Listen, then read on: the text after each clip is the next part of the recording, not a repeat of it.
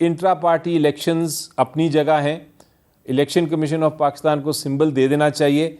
Main जहाँ battle है, main जो वॉर है, जो जंग है, वो है जनरल इलेक्शन की, जहाँ अवाम के सामने हम जाएंगे 8 फरवरी को इंशाल्लाह, और वहाँ इलेक्शन होंगे। वो मेन सेंटर स्टेज है। इंट्रा पार्टी इलेक्शंस तो बहाने बनाए जा रहे हैं एक पॉलिटिकल डिबेट के। और अगर खुदा न खास्ता इलेक्शन कमीशन ऑफ पाकिस्तान ने इस पर मज़ीद कार्रवाई की तो फिर तो ये ज़ाहिर हो जाएगा कि election commission of Pakistan biased है और वो किसी ना किसी तरह जो सिंबल है बैट का वो पीटीआई से दूर रखना चाहती है। तो बैरिस्टर अली ज़फ़र साहब, अगर नहीं मिलता बल्ले का निशान तो बहुत बड़ा धचका होगा ये तहरीक इंसाफ के लिए, और उसकी फिर हिकमत अमली क्या सोच रही है पाकिस्तान तहरीक इंसाफ? जी देखें, पहली बात तो मैं जिस तरह ये 5 आपको नुकात बताए, उसके बाद तो ये जाहिर हो जाना चाहिए कि ये बल्ला नहीं लिया जाएगा। कम से कम अगर rules of the game follow किए जाएं, अगर कानून फॉलो किया जाए, अगर इलेक्शन एक्ट को देखा जाए, अगर आइन को देखा जाए, तो फिर तो बल्ला नहीं लिया जाएगा। लेकिन अगर आपका हाइपोथेटिकल सवाल है, थ्योरेटिकल सवाल है, उस सवाल के जवाब के लिए भी मैं आपको ये इतना कह सकता हूँ कि हमने स्ट्रेटजीज़ बनाई हुई हैं। हमने स्ट्रेटजीज़ बी भी बनाई है, स्ट्रेटजी सी भी बनाई हुई है, और अगर वक्त आया तो हम उन पर भी अमल दरामद करेंगे। आपने देखा कि एक प्लान भी हमारा था कि अगर इमरान खान साहब को डिस्क्वालिफिकेशन वो करते हैं और वो किसी किस्म का ख़तरा है कि हमारे कैंडिडेट्स को वो कह देंगे कि कैंडिडेचर ठीक नहीं है, नॉमिनेशन पेपर्स उनके रिजेक्ट होंगे, तो हमने उसके लिए स्ट्रेटजी बना दी कि हमने इलेक्शन करा दिया और हमने एक दूसरा चेयरमैन, जिसको मैं फिर कहूँगा वो एक मुस्तकिल चेयरमैन नहीं, वो सिर्फ उस तक हैं जब तक इमरान खान साहब वापस नहीं आते, लेकिन हमने इलेक्शंस करा दिए। तो अब कोई बहाना ना रहा इलेक्शन कमीशन ऑफ पाकिस्तान के पास कि वो हमें बल्ला ना दें।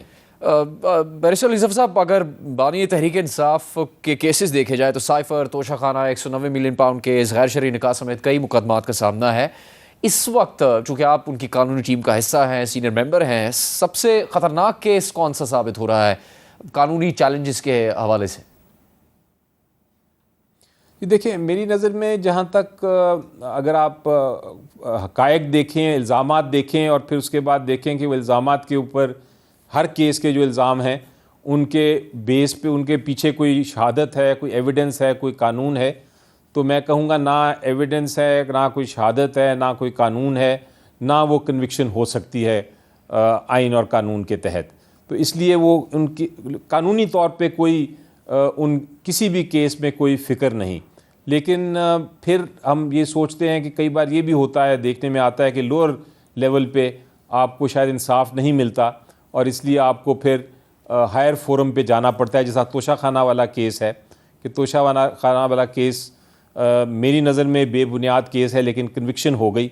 अब हम हाई कोर्ट में वो केस पेंडिंग है और वो सेंटेंस जो है वो सस्पेंड भी हो चुका है, उसकी समाअत का इंतज़ार है। तो हो सकता है वक्त लगे, लेकिन फ़िक्र की कोई बात नहीं। इवेंचुअली अल्टीमेटली इंसाफ के तकाज़े पूरे होंगे और हमेशा मैंने देखा है कि वो इंसाफ के तकाज़े पूरे होते हैं। थोड़ी देर के लिए मुश्किलात होती हैं, लेकिन फिर इवेंचुअली जो भी इंसाफ है वो आ जाता है और यही हमारा निज़ाम है। हमारी जब तक अदालतें चल रही हैं हमें उन पर पूरा ट्रस्ट है। लेकिन एक अजीब व गरीब बात ज़रूर आपको बताता चलूँ जी, वो ये है कि कई बार आप देखते हैं कि कुछ ऐसे फ़ैसले भी आते हैं जो कि आपको ताज्जुब होता है। मसलन एक आज फ़ैसला आया जिसमें हमने कहा, हमने रिक्वेस्ट की अदालत को कि हमें विड्रॉ करने दें एक केस। तोशा खाने के जो ओरिजिनल इलेक्शन कमीशन का फ़ैसला था उसके ख़िलाफ़ केस किया हुआ था।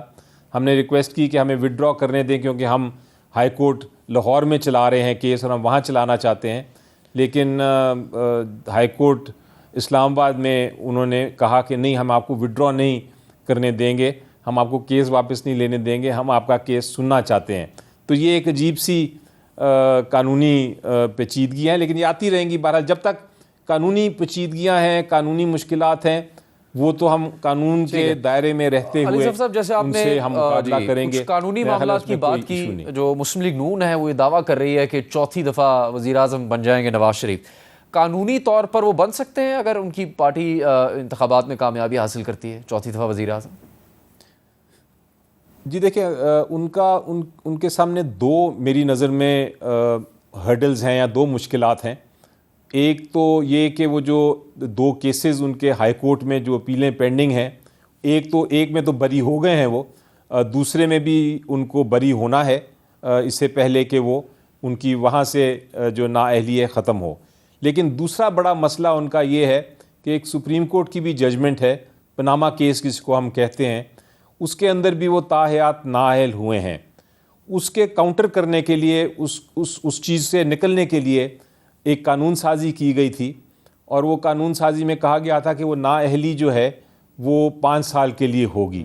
लेकिन फिर मसला उसमें ये है कि कानून के ज़रिए आप एक पुराने जजमेंट को तब्दील नहीं कर सकते, तो इसलिए वो कानून तो अपनी जगह आएगा मुस्तकबिल के लिए, माजी में जाके वो एक पुरानी जजमेंट, पनामा जजमेंट को ख़त्म नहीं कर सकता। इसलिए मुझे लगता है कि उस वजह से वो अभी तक ताहयात नाअहल रहेंगे जब तक कि सुप्रीम कोर्ट इसको अपनी जजमेंट को तब्दील ना करे। तो उनको रुजू करना पड़ेगा मेरी नज़र में सुप्रीम कोर्ट को, और उनको सुप्रीम कोर्ट को रिक्वेस्ट करनी पड़ेगी या उनसे इस्तदा करनी पड़ेगी कि आप मेरी जो नाअहली ताहयात है उसको 5 साल में कन्वर्ट करें। जब तक वो नहीं होगा तब तक वो मेरा ख्याल है फोर्थ, अगर इलेक्ट हो भी जाते हैं, अगर उनकी पार्टी आ भी जाती है मेजॉरिटी में, तब भी वो प्राइम मिनिस्टर नहीं बन सकेंगे।